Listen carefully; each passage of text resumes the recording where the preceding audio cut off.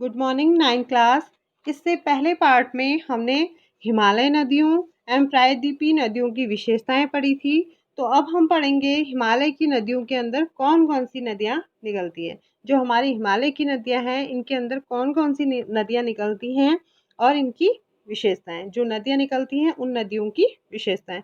तो जो हिमालय नदी की सबसे पहली इम्पोर्टेंट नदी है वो है आपकी सिंधु नदी। कौन सी नदी है? सिंधु नदी। तो सिंधु नदी के बारे में पढ़ते हैं, या कहें सिंधु नदी तंत्र के बारे में हम पढ़ते हैं। सिंधु नदी मानसरोवर झील के निकट से निकलती है। ये नदी पश्चिम की तरफ बहती हुई भारत में जम्मू कश्मीर के लद्दाख से प्रवेश करती है। उसके बाद सिंधु नदी बलूचिस्तान तथा गिलगित से बहते हुए अटक के पर्वतीय क्षेत्र से बाहर निकलती है। तो और थोड़ा पश्चिम में जाती है और बलूचिस्तान तथा गिलगित के इनका जो एरिया है उसको पार करते हुए बहते हुए फिर ये जाती है अटक के एरिया में, और अटक में ये पर्वतीय क्षेत्र जो होता है वो ख़त्म हो जाता है और पर्वतीय क्षेत्र से बाहर निकल के ये मैदानी क्षेत्र में आ जाती है। कौन? सिंधु नदी। तो हम समझ गए कि सिंधु नदी का उद्गम मानसरोवर झील के निकट तिब्बत में है। पश्चिम की ओर बहती हुई यह नदी भारत में लद्दाख से प्रवेश करती है।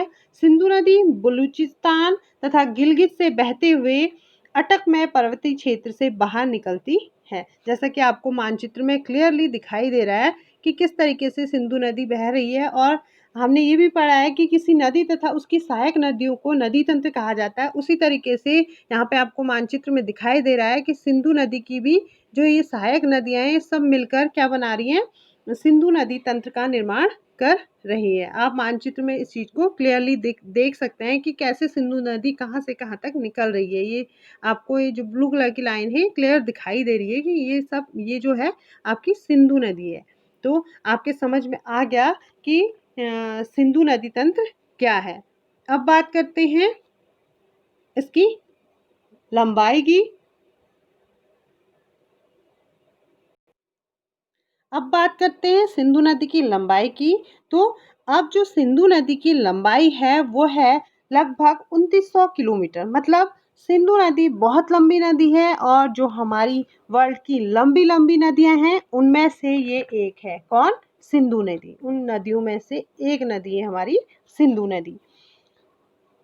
अब डिस्कस करते हैं कि इसकी सहायक नदियों को कौन कौन सी है। इसकी सहायक नदियाँ, सिंधु नदी की सहायक नदियाँ इसमें हम बताएंगे आपको कौन कौन सी हैं। अब जब सिंधु नदी बहती है तो उसके साथ छोटी मोटी नदियां दाएं और बाएं से आकर मिलती हैं। तो जब छोटी छोटी नदियां आकर एक बड़ी नदी में मिलती है तो ये जो छोटी नदियां जो सिंधु नदी में मिलती हैं इन्हें हम कहते हैं सहायक नदियां। जो ये छोटी मोटी नदियां आकर सिंधु नदी में मिलती हैं इनको क्या कहा जाता है? सहायक नदियां। तो ऐसी ही कुछ नदियां हैं जो सिंधु नदी में मिलती हैं। वो हैं मिलती हैं बहती हैं, वो है उनमें पहली है आपकी सतलुज। कौन सी नदी है? सतलुज नदी। उसके बाद सेकंड है आपकी ब्यास, थर्ड है आपकी रावी, फोर्थ है आपकी चेनाब और फिफ्थ है आपकी झेलम। तो ये 5 नदियां जो आके सिंधु नदी में मिलती हैं, ये पांचों नदियां आपकी आके सिंधु नदी में मिलती हैं। और सिंधु की जो नदी है की सहायक नदियां हैं। ये कौन? ये 5 नदियां जो हैं ये सिंधु नदी की सहायक नदियां हैं। फिर उसके बाद अंत में कराची से पूर्व की ओर अरब सागर में मिल जाती हैं, और लास्ट में ये कहाँ मिल जाती है? कराची से पूर्व की ओर अरब सागर में मिल जाती हैं। तो ये जो सिंधु नदी है कराची से होते हुए पूरब की साइड जाती है और अरब सागर में मिल जाती है। हम समझ गए कि किस तरीके से ये जो सिंधु नदी है कराची से होते हुए पूरब की साइड जाती है और अरब सागर में मिल जाती है अंत में। तो हम समझ गए कि सिंधु नदी की लंबाई कितनी है? 2900 किलोमीटर लंबी सिंधु नदी विश्व की लंबी नदियों में से एक है हमारी सिंधु नदी। सतलुज, ब्यास, रावी, चेनाब तथा झेलम ये 5 नदियां जो सिंधु नदी में मिलती हैं और सिंधु नदी की क्या है? सहायक नदियां हैं। आपस में मिलकर पाकिस्तान में मिठानकोट के पास सिंधु नदी में मिल जाती हैं। ये पांचों नदियां कहाँ मिलती हैं?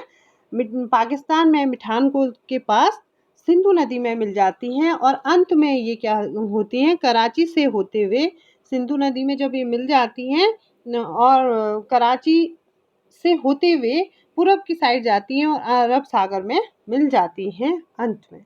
तो आज के लिए इतना ही। इससे आगे हम अगले पार्ट में डिस्कस करेंगे।